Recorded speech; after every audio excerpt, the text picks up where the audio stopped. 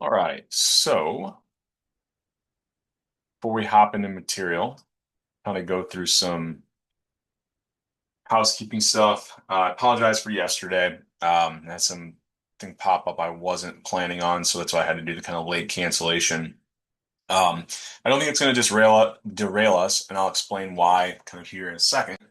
Um, but for right now, I posted an announcement discussing exam two. Um, kind of steps moving forward, outlining the next 2 weeks. So we've got 2 weeks left of this class. Things move quick. Um, that second midterm, so you should be able to kind of go in and review the questions that you got right or you got wrong. Couple comments I'll make about this is the scores were dramatically lower for the second midterm than the first. I anticipated this because the honor lock system prevents you from using a lot of the additional resources that I'm guessing people were using on that first exam, which is why I wanted to kind of transition from just that lockdown browser. So moving forward, you can expect that to be used on the final exam as well. So that's why I put out the test kind of, for the exam to make sure you're kind of knowing how to work with it, knowing what to expect in terms of your camera. Um, so I'm going to use that again in the final. Uh, and even though the grades were lower, the average across the first two exams is similar to what I would see in an in-person class. So I'm kind of expecting now that people know what this honor lock system looks like. Hopefully, I'm thinking final exam grades will be a little bit higher because people are going to hopefully adjust their study habits. It's not like the quizzes where you have everything available to you. I don't even use the kind of lockdown browser there. But if you're not taking those seriously and you're just, using AI or something to get the correct answers, you're not learning the material that's going to play out when it comes to the exams. So make sure kind of the remaining 2 weeks, you're really putting a lot of time and effort into not just getting those quizzes completed, but really understanding the material and the questions that are being asked. Okay. Um, so just a couple more things I'll mention. So the grade was a little bit lower. So I put this in the announcement, but I posted an extra credit survey where if you complete this, and right now it's kind of set incorrect, it was just a way for me to gather data. Um, but as long as you respond to the four questions in this survey, you will receive 4 percentage points to get added to that midterm exam score. So right now it's kind of being displayed in terms of each question was a point. So you're not going to get 4 points back. If you had an 80%, you would have an 84%. So once that passes tomorrow, I'm going to get the exam two scores updated. So it will look like a new assignment, but I'm basically just um, adding those extra credit points to that exam score. And that's the one that will be kind of impacting the grades that you see. So the way that I currently have the grades set up is I'm weighting the two exams. I'm splitting the final exam weight up, between two of them. All right. So this might be a little bit overinflated of an idea about what your score in the class is because most people did very well in this exam one because I'm guessing they were using some outside resources. So you wanted maybe a slightly more, I don't want to say worst case scenario, but um, something that will actually be a little more likely to be correct. I put up this hypothetical grade tool under the exam two heading. So what you can do is look at each of your categories on Canvas, see what your scores are, and then kind of plug them in. So this person, hypothetical person, got 90 on the readings, 97 in class quizzes, etc. Here were their first two exam scores. So I've got this final grade kind of calculating according to the syllabus, and you can play around with if I got an 80 on the final exam, what would my final score in the course be? If I got a 70, what would it be, etc. Okay. Now, obviously, like these categories will change a little bit in that I drop your lowest module reading, I drop your two lowest in-class quizzes. So, this could go up if you've missed an assignment or a quiz. These scores might increase quite a bit as well. But in terms of like if you assume that you're going to completing the assignments at the same rate you are now, you can play around with that hypothetical final exam score to see what your final grade in the class would be. So that tool, once again, is just on the homepage. It's under the Files tab as well, but under that exam two, I made it so you can kind of see it on the homepage. Okay. If you're reviewing that exam number two, something I wanted to mention is there was a couple issues I knew existed with the questions, but I couldn't change them until everybody had completed them. So on one of them, question 12, I it was supposed to read what is consumption, which was left off of the table. I asked you for disposable income, which was one of the values that was just directly given to you. So it should have been an easy question for everyone to get if they read it correctly. But it was kind of, the answer was set to be if you were trying to find consumption. So if you're going back and reviewing that, really the concept you would want to make sure you understand is not how to find disposable income. That was just given to you, but how would you use disposable income to then find consumption? But I ended up giving everybody credit for that question. 10 and 16, I probably, I'm guessing, to be completely honest, when I was setting the answers, I probably accidentally hit scroll on my mouse and it changed it when I kind of closed out of that question. So there was two fill in the blank questions, 10 and 16, and the first question on each of them had the wrong answer set for the first fill in the blank. So I went back and regraded them so that it counted the correct answer as correct. So if you're kind of looking at those scores, it doesn't show you that the regrade occurred, um, but it should show you like which ones you got correct after the regrade. Uh, and then a couple more points. If you're trying to kind of line up the ones you got wrong with the actual score you see, all questions are kind of all or nothing except for the fill in the blanks. So there you are awarded partial credit. So if there's three fill in the blanks and you get one of them correct, you got 0.33 points. If there's four and you got three correct, you got 0.75.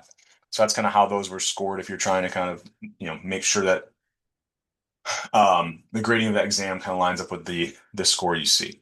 So to that question that I had in the chat, yeah, basically it increases it by 4%. So if you had an 80, you get an 84. If you had a 90, you have a 94, et cetera, et cetera. Okay. Now that won't be updated, like I said, until tomorrow. That due date on that is at the end of the day today. Okay. Now, another thing that has the due date set to be the end of the day today, remember we have that third Canvas discussion. So your initial post and then two responses to two other students, that's due by the end of the night, the end of the day tonight. I will tomorrow post the fourth Canvas discussion. So we'll kind of talk through that a little bit tomorrow. That'll be due the following Tuesday. So you've got like a week to kind of complete that one. We will have a daily quiz today, which will be due before class starts in 2 days. So before class starts on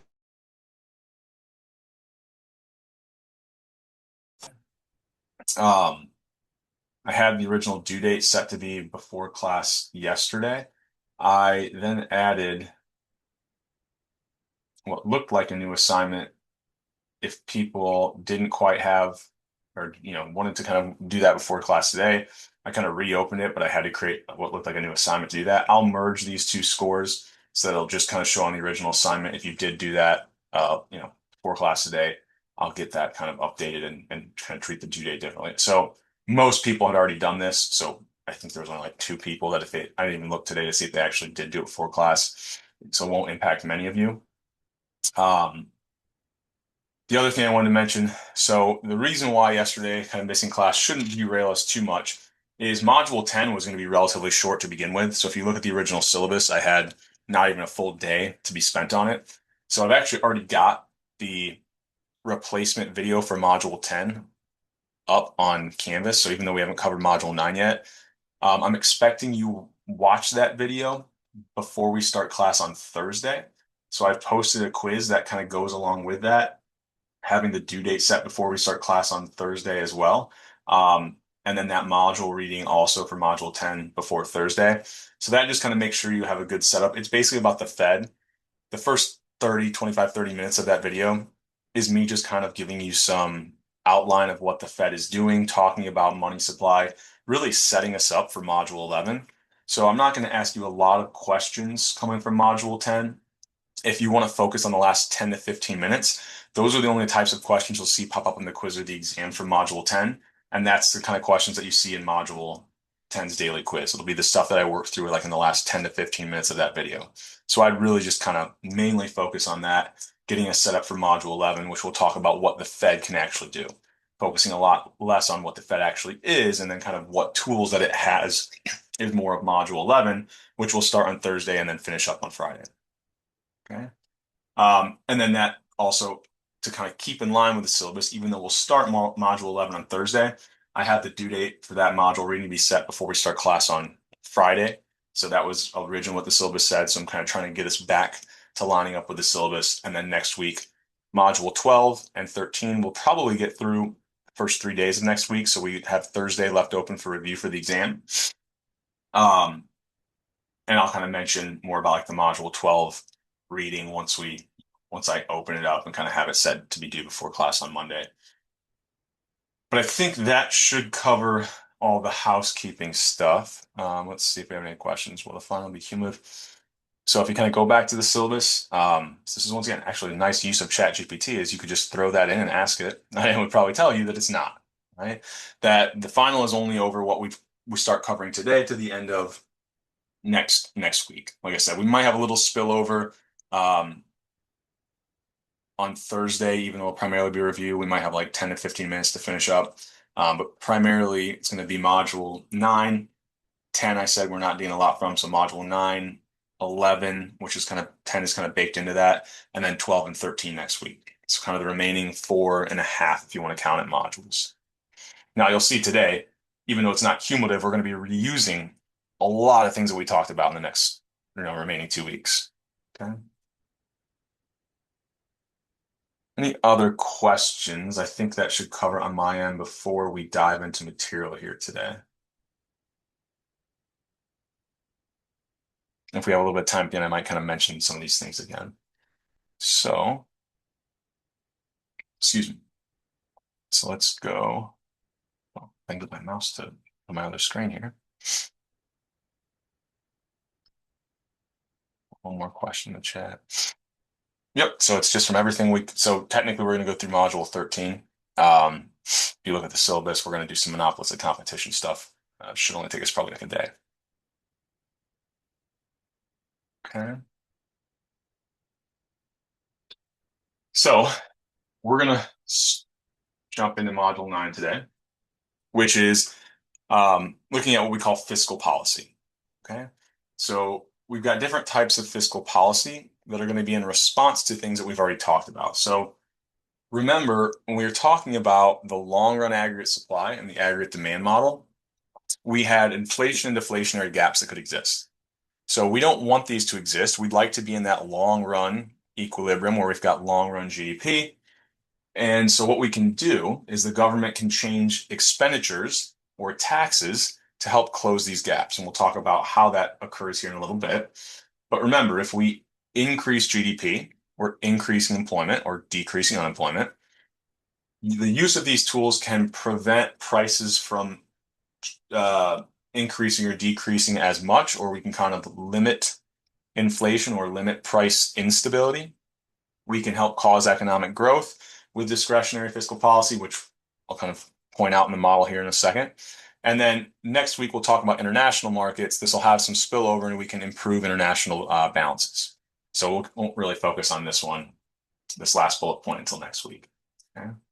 So if we're thinking about government expenditures, right, they come from a variety of different places. So transfer payments was one of the things that we talked about. The government can give financial assistance to people. This could even be things like Pell Grants, right? For students, we have national defense spending and then non-national defense spending. This might be, we'll talk about later on, things like infrastructure, so public goods, roads, you know, public buildings, libraries, universities, etc. Okay. So we've already talked a little bit about government spending. We call this G, or government expenditures, right? This was part of our aggregate demand, right? We said aggregate demand was consumption plus investment plus government spending plus net exports. So government was one of the components that shifted aggregate demand. If we increase government spending, that was our expenditure model. So increases in government spending increase our aggregate demand. Decreases in government spending cause decreases in aggregate demand. And this is kind of a review. Once again, we're reusing some things we've already talked about. So how can the government change its spending? Well, I mentioned some of these already, but more on national defense. You can spend more money on education. This is kind of like an infrastructure or public good. Different government agencies, right? We can put more money into, I don't know. I don't know, the mail service, right? The U.S. Postal Service. And then different infrastructure like roads, bridges, etc. Okay. So how does this government spending impact our model, right? So let's assume we start out, we've already looked at this model before, but currently the short run GDP is where short run aggregate supply hits aggregate demand. Our short run GDP is lower than where we know GDP is going to be in the long run. So maybe we're impatient. We talked about in an earlier module, if this was the case, short run aggregate supply will adjust till we eventually get to that long run outcome. However, we might not want to wait. So what can we do today to help close that recessionary gap? Well, if the government increases spending, our aggregate demand was C plus I plus G plus net exports. If G goes up, aggregate demand would also increase. So by increasing government spending, we can push the short run equilibrium to be at that long run point. We've now eliminated that recessionary gap. Okay. Now, what did that come at a cost of? Well, if we didn't cause this increase in aggregate demand, we know that in the long run, prices would fall to this long run equilibrium. Right? However, when we increase government spending, where's the new long run price? Or where does long run aggregate supply hit our new aggregate demand curve? At higher prices. So increasing real GDP in the short run comes at a cost of we've caused prices to increase. Okay. So kind of, pros and cons, right? We've increased real GDP, but we've also increased prices through the use of government spending. Now, if we're kind of looking at most countries, right, we could also have long run aggregate supply changes that would kind of complicate this. So, if we see changes in investment rates, that's going to change, increase real GDP. So changes in this long run GDP might cause inflation or deflationary gaps in which we're trying to use government spending to eliminate those gaps. So we're not going to focus on long run aggregate supply changes in this module. We're just going to think about whatever long run aggregate supply is. If it's caused an inflation or deflationary gap because of these changes in pull, how can we respond through government spending? Okay. So, excuse me, we talked about in the earlier module, what is the effect of any change in one of our components? Well, we said that break even real GDP was autonomous consumption plus investment plus government spending, plus net exports. And then we also had, and we won't focus on this yet, but we also had this idea that we could have taxes in our model. Right? And then over 1 minus the marginal propensity to consume. So we said any change in one of these components, if we said, what's the change in real GDP? It was like taking a derivative in respect to that thing. So if government spending changes, right, the change in real GDP would be for every dollar increase in government spending, real GDP changes by 1 over 1 minus that marginal propensity to consume. This was the idea that every dollar spent has an even larger impact on real GDP because we have this multiplier effect. So we're going to be reusing this idea of the multiplier effect because instead of thinking about consumption or investment, we're just really focusing on this government spending component. I'm sorry, this almost looks like a C. This should be a G here. So if that's the case, right, and I think about if the government increased spending by 500, what's going to happen? Okay. So I think here I didn't give you the consumption function, but I was going to do this work for us. So let's say it looks something like this, right? This was like our old consumption function. What can we identify here? Well, this was autonomous consumption. This was our marginal propensity to consume. So what is the change in our real GDP if the government decides to spend 500 additional dollars? Well, when we're spending more money, right, we could think about what's going to happen. So we have our real GDP. We have our price. Here was our original aggregate demand. Here was our aggregate long-run aggregate supply. We said when we had a deflationary gap, that long-run GDP was greater than our current short run GDP. So if our GDP is ever too low, we said that was a recessionary gap. So what does the government want to do? It wants to close that gap and shift aggregate demand to the right. So how can I increase aggregate demand? Well, I need to increase government spending. If I increase government spending by $500, what is the impact on my real GDP? Well, it's that times our multiplier effect. Okay. So I think if I get everything entered into my calculator correctly here, this should be what? 3,333 repeated, if I'm doing math correctly here on my Excel calculator on the side. Okay. Any questions on that? So notice that $500 spending increase would cause our real GDP to go up by a much larger amount, hopefully closing that inflationary gap.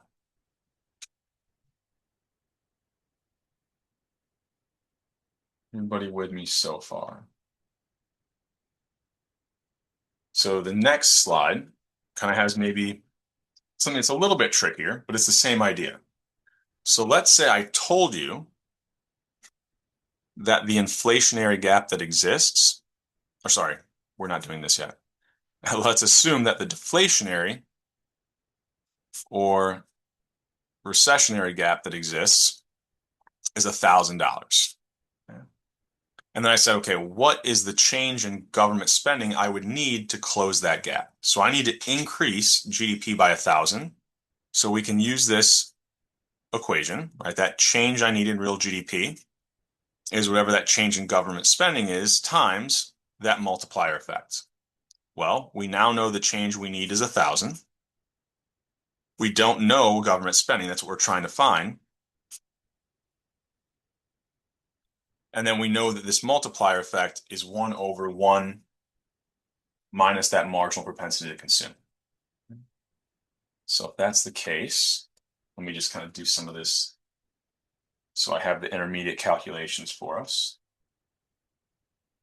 Oops, 1 over. So this is what? 6.66 repeated?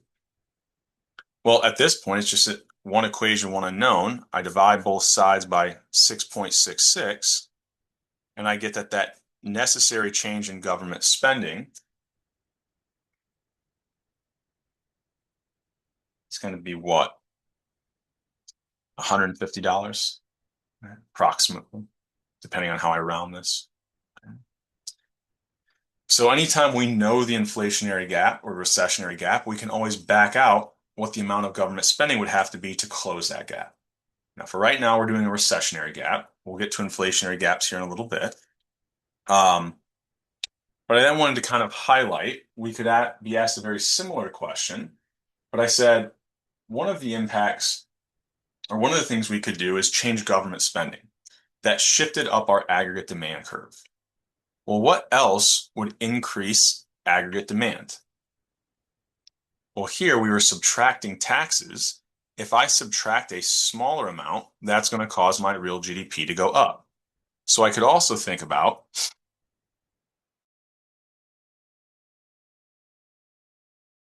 change taxes, but we said in the prior modules, the multiplier effect for taxes, well, if I take a derivative in respect to taxes, it has this negative marginal propensity to consume in front of it. So the multiplier effect there looks a little bit different, right? In fact, if I plug my values in here, pull open Excel so I can kind of do this intermediate work for us. If I take 0.85 over 1 minus 0.85 here, I get, oops, about 5.66 repeated. So notice that multiplier effect, where do we have, there it is smaller for taxes. So to get that same $1,000 change in real GDP, I'm going to have to increase taxes by a larger amount than I had to increase government spending. I can do the math here. If I want to increase real GDP by 1,000, that's my change in taxes times this multiplier effect. Now, here's where I got to be careful because there's a negative sign here, right? So I'm actually multiplying this by negative 5.66 repeated, which means if I divide both sides by negative 5.66, I get that the change in taxes I would need is what? Approximately $176, but negative, right? So notice to get that same $1,000 increase in real GDP, I had to change taxes by a larger amount than if I was using government spending to close that recessionary gap. Also, how do I shift the aggregate demand curve to the right or increase it? Well, and this isn't like the perfect way to say it, but conceptually, I think it's a good way to think about it. If I increase taxes, there's less money out there in the economy that's going to cause real GDP to go down. So if I want there to be more money out there, or I want to increase real GDP, I don't want to increase taxes. I actually want to decrease them. Okay. So how can we adjust for this recessionary gap? Or if we're impatient, we don't want to wait for short and aggregate supply to kind of shift, like we talked about in earlier modules, adjusting for expected inflation. We can use government spending or taxes to kind of get us to that long run outcome a little bit quicker in terms of that long run GDP. Okay. Questions there before we keep moving?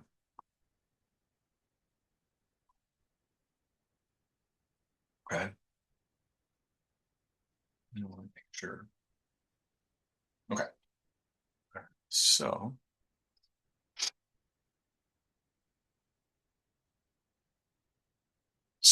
we kind of worked through um, this government spending example and then kind of set up this idea of taxes. So where does that multiplier effect come from? It comes from the fact that in that equilibrium real GDP function, we had minus marginal propensity to consume times taxes. And the reason why is because our consumption function, our disposable income is our actual income minus those taxes, right? So when even if I had a tax decrease, people are going to get $1 back, but they're not going to spend all of that. Whereas government spending, they were spending that dollar, right? There was no marginal propensity to consume for the government.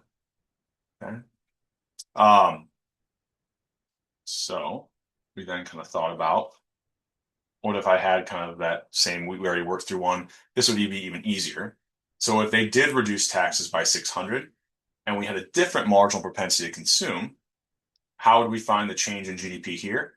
Well, here, if I'm reducing taxes, that change is negative 600. My marginal propensity to consume, remember that tax multiplier, increases in taxes will decrease real GDP. Decreases in taxes would then cause real GDP to go up. But why? Well, if we plug in our values, notice we have a negative times a negative. So that decrease in taxes is always going to cause real GDP to go up. This is actually even easier than the problem that we just worked through kind of off the slides. So conceptually, we can also think about the following. If I have my change in real GDP function, what happens if the marginal propensity to consume goes up? Well, before we even think about this mathematically, if I'm giving people money, right, by doing a tax reduction, right, if the marginal propensity to consume goes up, they're going to spend more of that money that's going to have a larger impact on real GDP. Mathematically, if we think about why, well, if I increase that marginal propensity to consume, my numerator is increasing. But if I increase that marginal propensity to consume here, one minus a larger amount, this denominator would actually be getting smaller, dividing by a smaller value, would then also cause real GDP to go up. So there, marginal propensity to consume going up will always cause the same dollar change in taxes to have larger impacts on the real GDP. Which would mean to get the same change in real GDP, it would require a smaller kind of change in taxes there. Okay. And then I don't have this in the slides, but it almost becomes easier if I was thinking about what was that change in my real GDP, not from taxes, but from a change in government spending. Well, there the multiplier effect was 1 minus that marginal propensity to consume. So if the propensity to consume goes up here, subtracting a larger value decreases the denominator. Dividing by a smaller value increases this fraction. So the same change in government spending would then cause real GDP to go up by even more if that marginal propensity to consume goes down, or sorry, goes up was the initial change that we had. So same story, right? It's going to have a different change in the multiplier effect in terms of the size, but in terms of the direction, if marginal propensities to consume go up, it causes the multiplier effect to be larger for both government spending and taxes, which would then cause larger changes in our real GDP from the same dollar increase or decrease in government spending or taxes. Okay. And then questions you could see on the quiz or exam. If I don't tell you the marginal propensity to consume, but I give you the marginal propensity to save, you know that you could always back one out from the other, right? If the marginal propensity to save is 0.2, the marginal propensity to consume must be 0.8. So that's where it's not going to be cumulative moving forward, but we're reusing concepts we already talked about, right? So it's almost like the questions are going to be even more difficult than earlier questions because we're taking what we used to do, adding it to kind of new material. Okay. Any questions on that before we keep moving here?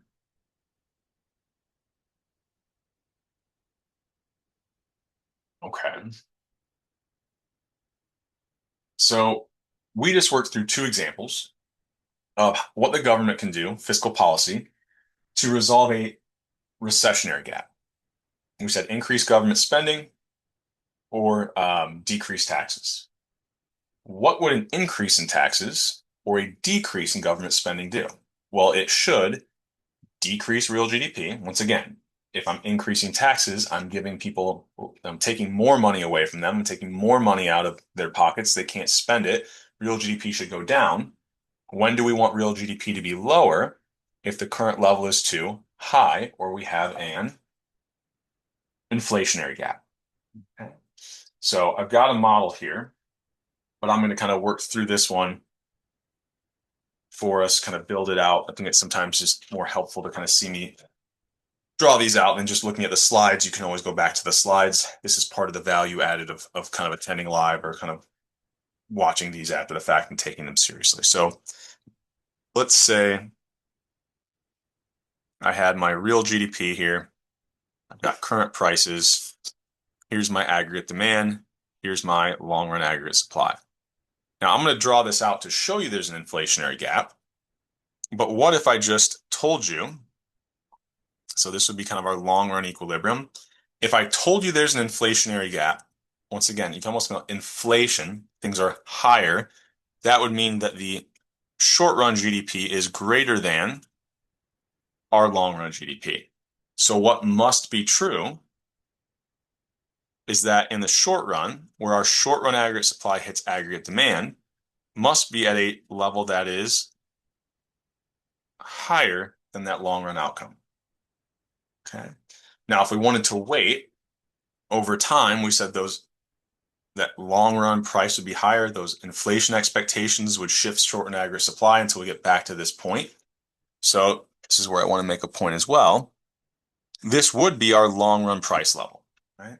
Currently, short run prices are a little bit lower than what they should be.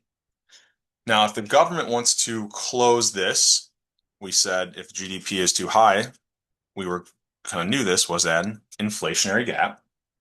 What can they do? Well, they want to reduce GDP. They don't want to wait for these inflation expectations to kind of take time to play out, right? So how can we decrease GDP? Well, we could decrease government spending, right?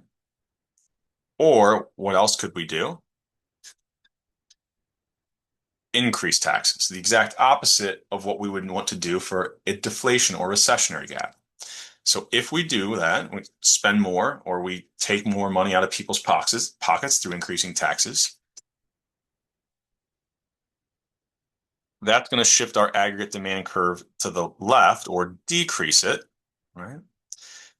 If we kind of get back to that long run GDP level so that we've closed the inflationary gap, okay, that's great. But what did we do to prices? Well, our new long run equilibrium, same GDP as we had before, but notice with this new aggregate demand curve, sorry, I'll write this a little bit. There we go. I've caused prices to be lower than what they would have been if I was just patient, if you want to think about it that way. Okay. So when we have kind of this reaction inflation, or sorry, inflationary gaps by decreasing government spending or increases in taxes, we actually cause prices to be lower than if we would have just been patient. Okay. Any questions on that idea before we keep moving here? Okay, so I put kind of a summary. I think this slide will be helpful as you're kind of thinking about studying and taking quizzes and final exam. But when we want to increase GDP, right, or we wanted to increase aggregate demand, we'll call that expansionary fiscal policy. So there we were wanting to increase GDP. We wanted to solve these recessionary gap issues. We increase aggregate demand by either increasing government spending or decreasing taxes.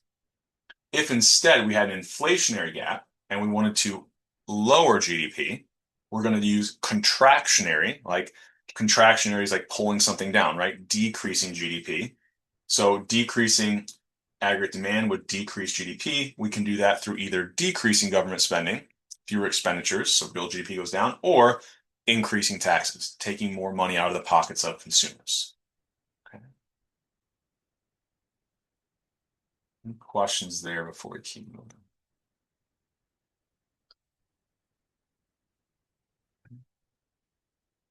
So we'll think a little bit harder about why we want to do this, right? So why do we want to close these gaps, right?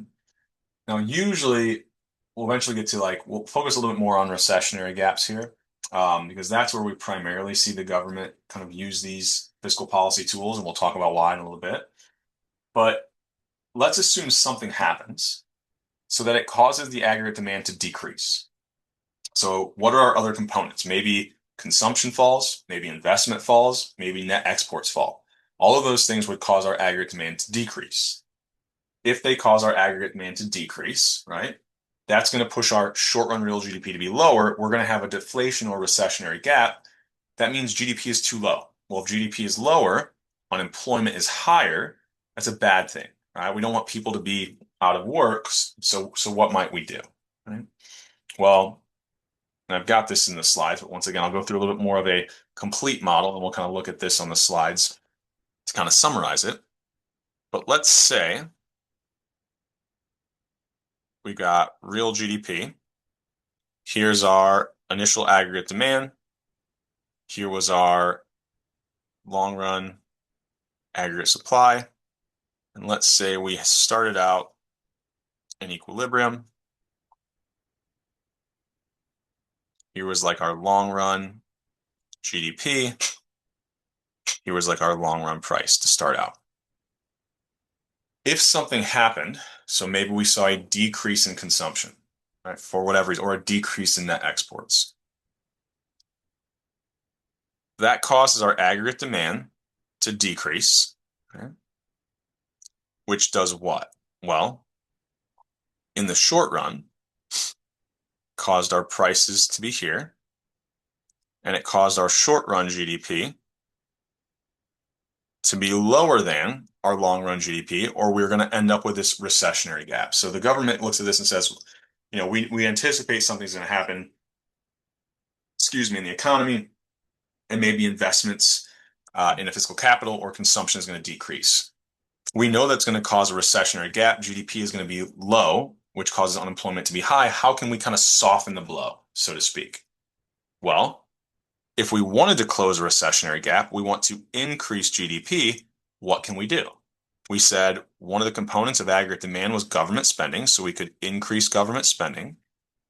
Or how do I put more money into people's consumers' pockets? Essentially, I could decrease taxes. Once again, that's probably not the most what word am I looking for? Like technical way to say that, but I think it's a good way to think about taxes.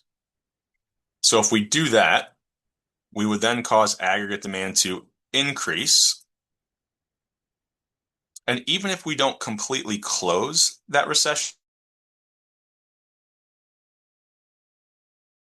maybe we've caused that recessionary gap to be smaller. Okay. So this response to changes in other factors that aren't government spending that we think are going to decrease aggregate demand and cause short run recessionary gaps, we can soften the blow by using these fiscal policies, either increasing government spending or decreases in taxes. Okay.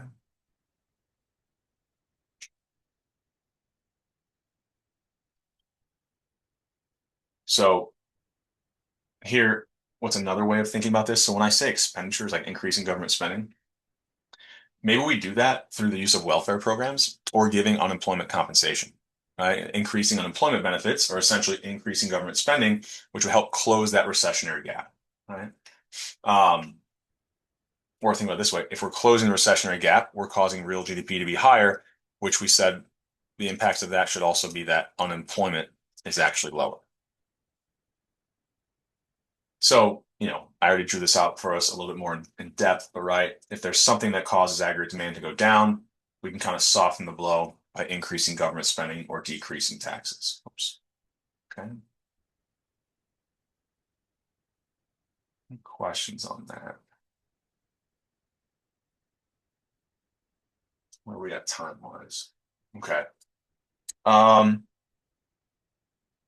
hmm.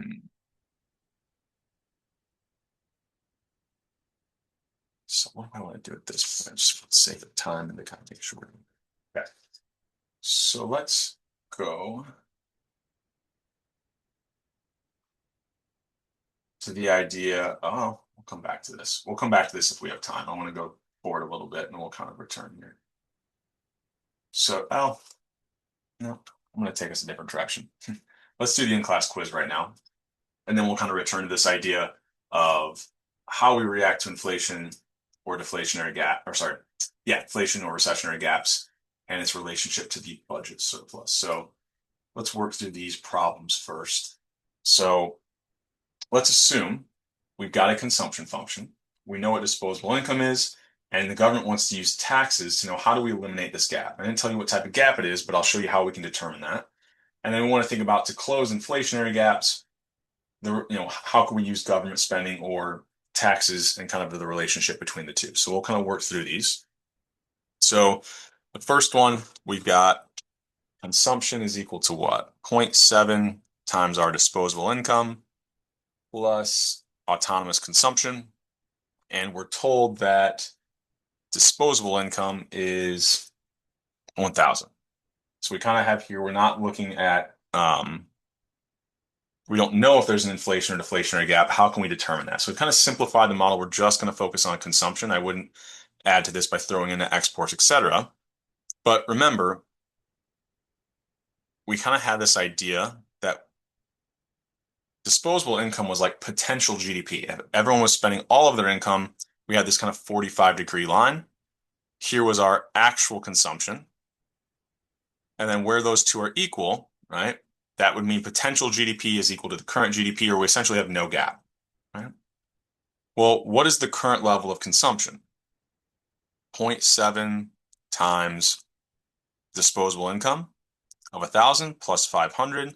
So this would give us a value of 1,200. So if I think about what type of gap do I have, and I think about just consumption, if that's the only thing we have, that's reflecting real GDP. We are ignoring for now, or we're simplifying the model where we don't have investments or we don't have net exports. Right? So the actual consumption is 1,200. My disposable income is 1,000. People are currently spending more than what they have. So you can think about it this way, like the GDP in the short run is greater than our GDP in the long run. We must have an inflationary gap. So if we have an inflationary gap, right, we could go back to our earlier model. What we were really saying was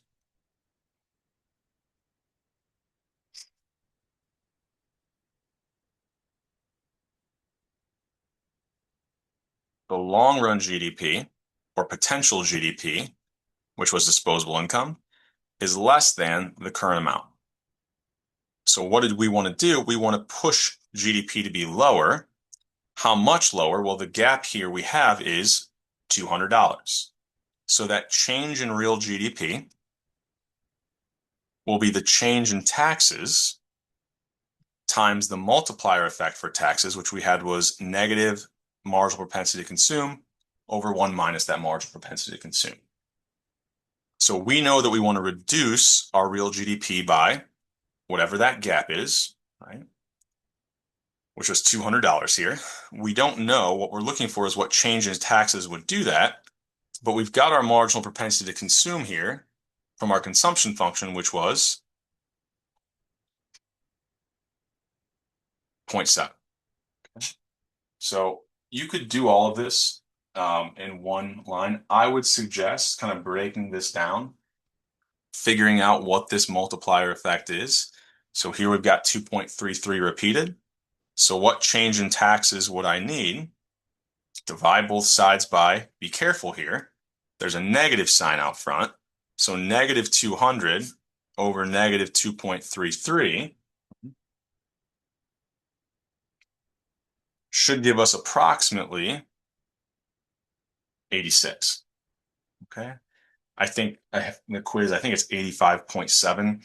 I'll go in after the fact. I think I've got the margin of error set correct. So if you put 86, it should still count as correct. But if you want a real exact value, I think it's 85.7. Okay. Now, once again, here this isn't as big of a deal because that change in taxes, well, if I want to reduce GDP, I should be increasing my taxes. If I had the opposite, there I have to be careful and pay attention to my negative signs. Here I had a negative over a negative, so it became positive. If instead I wanted to increase GDP, well, there I should have a negative amount. And this is where you can kind of remind yourself once you find the value, if I'm trying to reduce GDP, I actually need to increase taxes. If I had the opposite and I had a deflation or recessionary gap, I want to increase GDP, I would actually need to decrease taxes, in which case I would kind of throw a negative sign in front of that. Okay. Now, for the second question, we can use this same example, but I'll kind of go through and prove to you with some numbers why this is the case. Okay. So if we have this inflationary gap, which is what we had in problem one, then to help close this gap, what should we do? Well, if I'm not using taxes, how could I reduce GDP with government spending? I would actually want to decrease government spending, right? We were trying to shift this aggregate demand curve to the left. Okay. So if instead I had this same setup, we know we're going to want to decrease government spending or government expenditures. And what I have to, in order to close this same gap, would I need to change government spending by more or less than what I change taxes by? So I'll give you the answer right now, which is that the change in taxes is going to have to be larger than the change in government spending. So if we're kind of thinking about the quiz before I work through some numerical examples to kind of prove this to you, here we had what, 85.7 or 86. We would increase government spending, or no, sorry, decrease government spending. And then that amount of taxes we would have to change in order to eliminate the gap would have to be larger than the change needed from government spending. And we'll kind of work through why that second part of the second question here right now. So make sure you're kind of getting that submitted, and then we'll kind of work through why that second part of question two is what it is. Okay. So if I'm wanting to use government spending instead of taxes, that change in real GDP will be the change in government spending times the multiplier effect for government spending, which was simply 1 over 1 minus the marginal propensity to consume. So we wanted to reduce GDP by 200. We are looking for the change in government spending that would do that. And here we had 1 over 1 minus our marginal propensity to consume. So this value should instead be 3.33 repeated. So notice the effect of a $1 change in government spending will have a factor of more than 3 impact on changing real GDP, while the same $1 change in taxes only had a 2.33, times effect on real GDP, or factor of 2.33 effect on real GDP. So if every dollar has more of an impact, it should be that when we solve for this, the change in government spending should be less than that amount we had for the change in taxes. Sure enough, if we do this math, that change in government spending that we would need is, did I do this math correct? I think so. Hold on. Yep. So this would actually be 60, right? But notice here, if I'm wanting to reduce GDP, I don't increase government spending like I did with taxes. I actually decrease government spending. But the amount that I need to decrease it by is less in absolute value than that change that I had to have in taxes. Okay? So that's why the necessary change in taxes was larger than the necessary change in government spending to get that same $200 decrease in my real GDP. Okay. Any questions on that before we keep moving? Now, I've shown you this with numbers, but just to kind of reiterate like why this is the case. Um, some of those of you who are mathematically minded. So let's say I want the change in real GDP from taxes to be the same as government spending. Well, to find that change in real GDP from government spending, it was the change in government spending times 1 over 1 minus the marginal propensity to consume. Here it was the change in taxes times, and we're going to ignore the negative sign for a second. We know that these work in opposite directions, so we're just thinking about what has to be true about the absolute value of the change in taxes and government spending. So that multiplier effect for taxes was the marginal propensity to consume over 1 minus that. So if I multiply both sides by the same thing, this cancels. I'm left with the change in government spending that causes the same change in GDP is the change in taxes times the marginal propensity to consume. Well, the marginal propensity to consume, at most, people consume everything. That would be 1. If that was the case, I would need the same amount. But we know in practice, people don't spend everything or consume all of their income. So this is going to be something that's less than 1. Therefore, the same change in taxes is going to be multiplied by something less than 1, right? Which means the change in tax I would need would have to be larger in order for this equality to hold, right? So I know that the change I need in government spending will always be less than that change in taxes that I need, right? Because that marginal propensity to consume will always multiply that change in taxes by something less than 1, which would kind of lower it, which means to have this equality hold, I would have to have changes in taxes be greater. Okay. Now you can always work through some numerical values to kind of prove that to yourself, but this is kind of the math that supports that. Okay. Any questions on that before we keep moving here?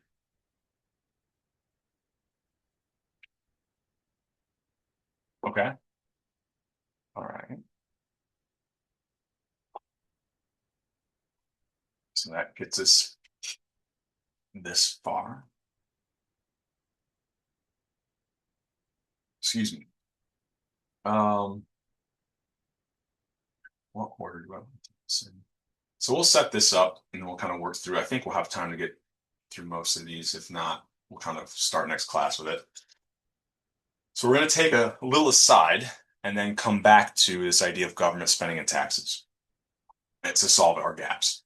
So let's say we go back, I forget what module it is, not 7. We defined that public savings, right, was part of national savings. And the way that we kind of wrote this out was it's taxes or tax revenue minus government spending. And then another type of government spending was giving transfer payments, right? Maybe this was giving people unemployment compensation. So essentially our budget is the revenues minus our total expenditures. in terms of the government's budget or public savings. So if we had a balanced budget, that would mean that taxes are exactly the same as our expenditures, and that difference is zero. Now, if we have a deficit, that means that when we look at the budget, it has to be less than zero, or that would imply tax revenue is less than government expenditures. And then a surplus would mean that our current tax revenue is greater than our government expenditures. So we've got deficits, we've got surpluses.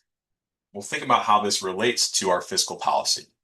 If we look at some of the data, there we go.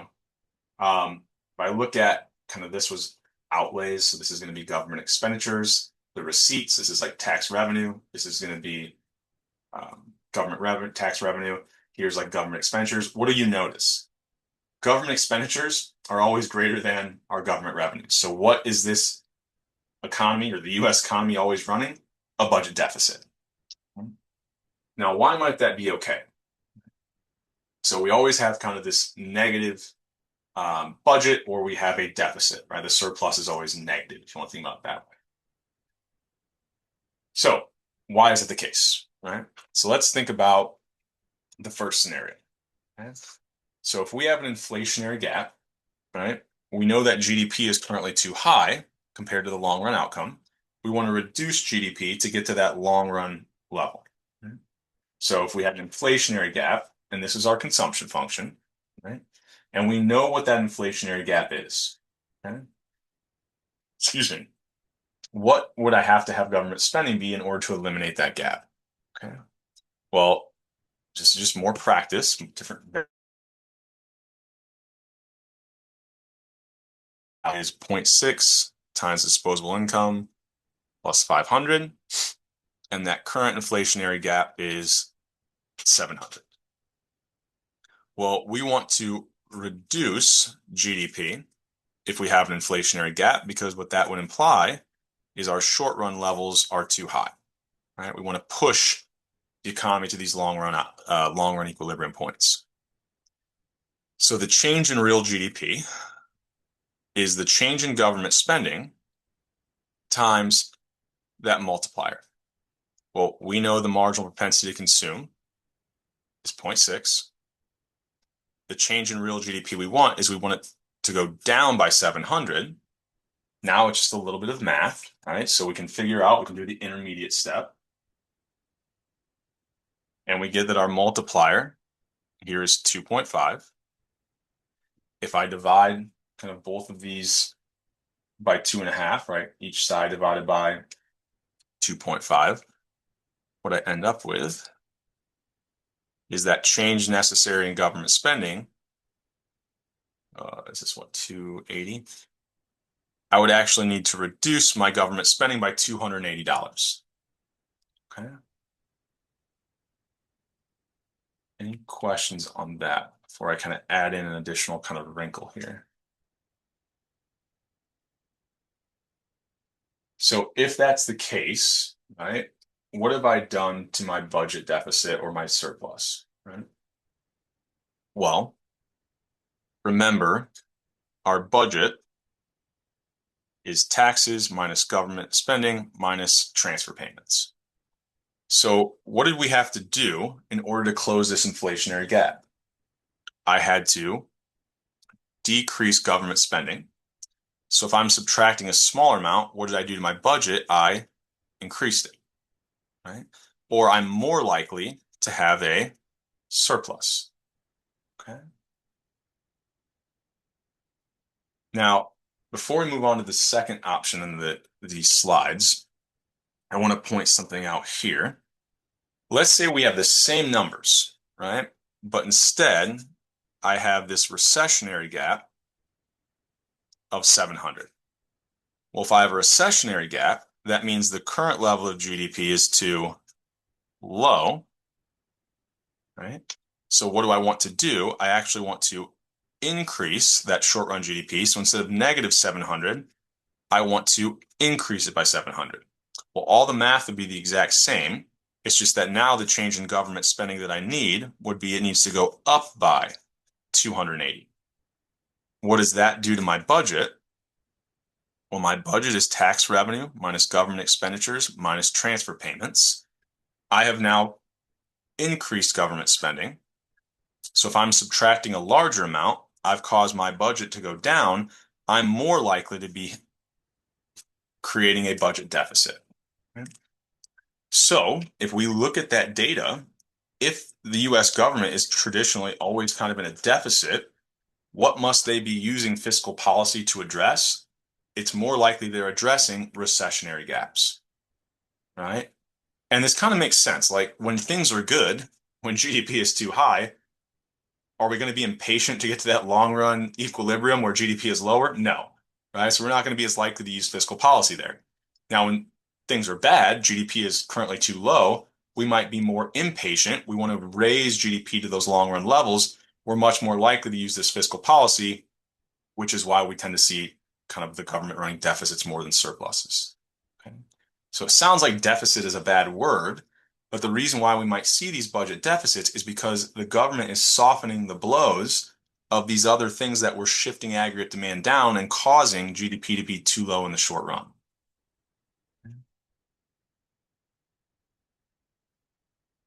Any questions there before we keep moving?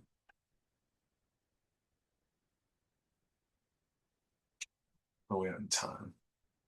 I think we'll have just enough time to get through everything here. So let's say we have the exact same setup, right?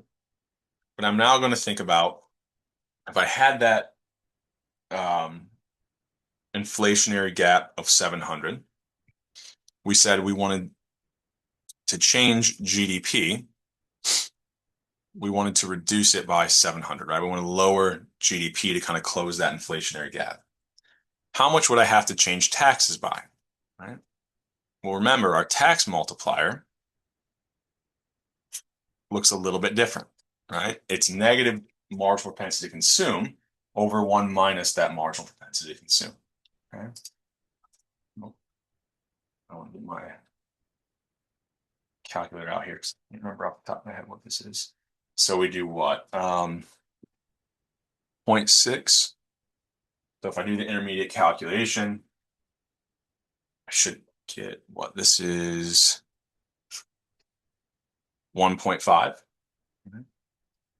So notice that multiplier effect of taxes, like we said earlier, is lower. I'm going to need a larger change in taxes than I needed in government spending to close that same $700 gap. In fact, if I do the math here, the change in taxes that I would need in order to close that gap would be 700 over 1.5. I get that right? Yeah. So here I would need, I get this, let the values ahead, 0.6 over, yep. So here I would have what? Approximately 466.66 repeated, right? So notice to get that same reduction of $700 in GDP, I had to change taxes by a much larger amount than I had to change government spending. Now here, what did I also kind of leave off here? Well, I need to be a little bit careful because I wrote positive here, but what did I forget? Oh yeah, there's a negative sign in front of that tax multiplier.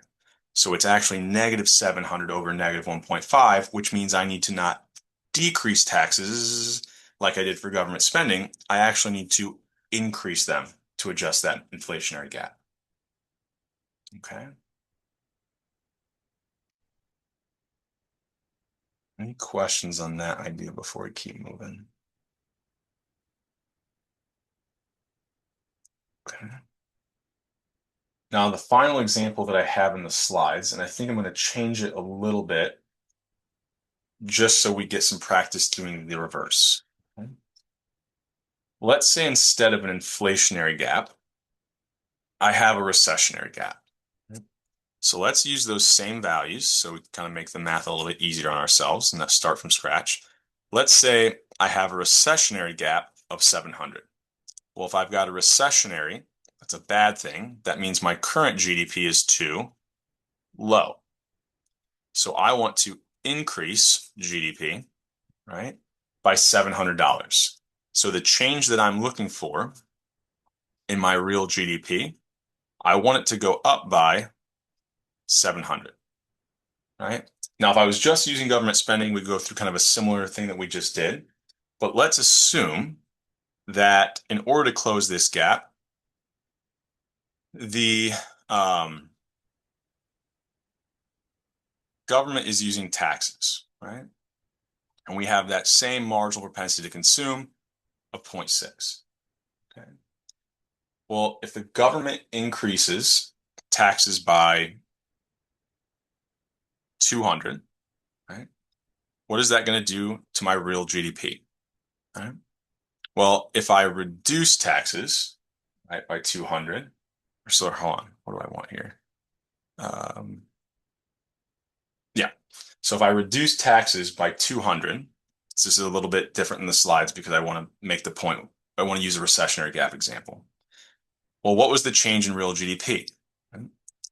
If I took, oh, sorry, I even simplified this one a little bit more.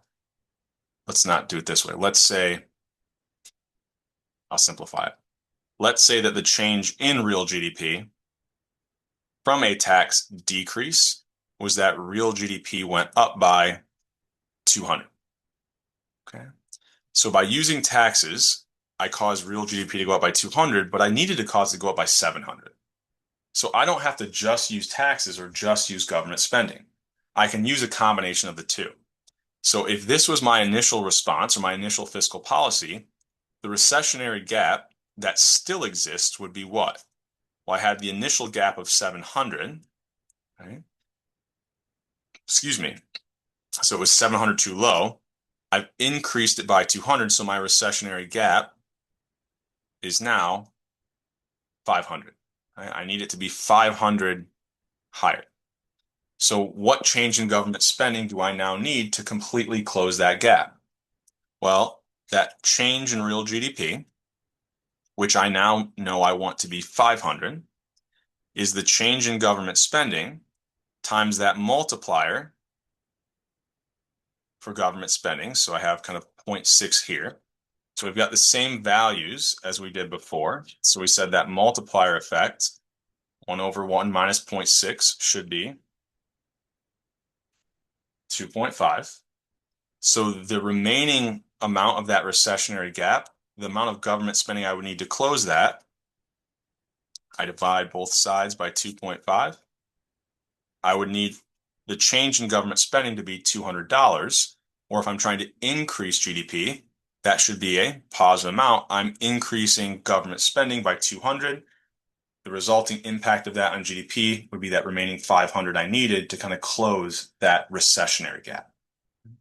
So we can work through these problems, changes in taxes or changes in government spending, to either inflation or recessionary gaps. We can also do the same thing, but using these tools at the same time. So the change in taxes might close part of the gap. The change in government spending might close the remaining part of that gap. Okay.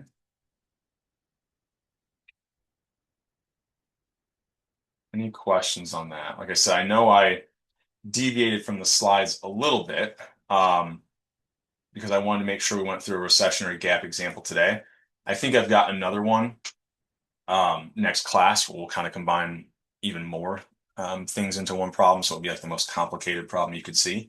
So we'll start class tomorrow with that. But one more point I want to make while we're here is we just talked about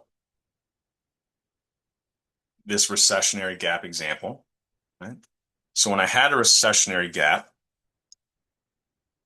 we said we can do a combination or we could do one of the following. We could increase government spending or we could decrease taxes. So our response to a recessionary gap, what is that going to do to our budget? All right, well, our budget was taxes minus government spending minus transfer payments. And these transfer payments could be something like one way we increase government expenditures, we give unemployment benefits. That would be kind of a similar thing here, right? We spend more money on national defense or we spend more money on welfare programs. Well, if I increase government spending or I decrease taxes, or if I do them at the same time, lowering taxes lowers my budget Increasing government spending, subtracting a larger amount, would also decrease my budget. So in response to recessionary gaps, we said we're more likely to have a deficit. Once again, this is the idea that when things are bad, we're much more likely to see fiscal policy be used, and that's why we tend to see the government running a deficit. If instead, so this was like our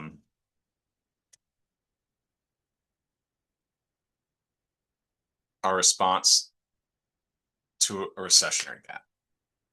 If instead we had an inflationary gap,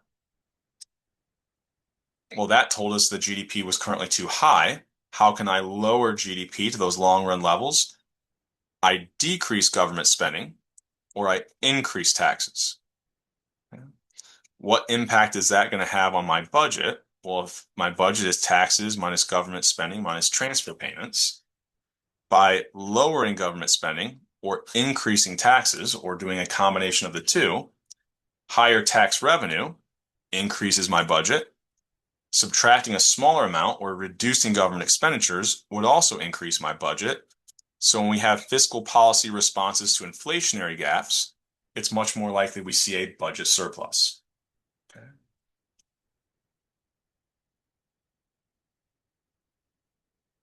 Any questions over anything that we just worked through there? You want me to go back to something, see it again? I know I'm kind of moving things on and off the screen a little bit. Okay. Um, so connecting this idea of solving for the amount of taxes and government spending we need to either close inflation or recessionary gaps, and then the resulting impact those would have on our budget are going to be like fair game questions when it comes to this upcoming quiz or the exam, final exam. I also should have a set of practice problems out once we cover Module 9 after tomorrow's class. I'll get up some practice problems for that next quiz. Obviously, we won't have covered Module 11 yet, but you can kind of start getting some work on it early. That quiz will be posted Friday after class, and then will be due on that following Monday. So you'll have some time to kind of study for it this week and then kind of take it over that like 3.5 day period. Okay. So on the final, okay. So here, let's go here.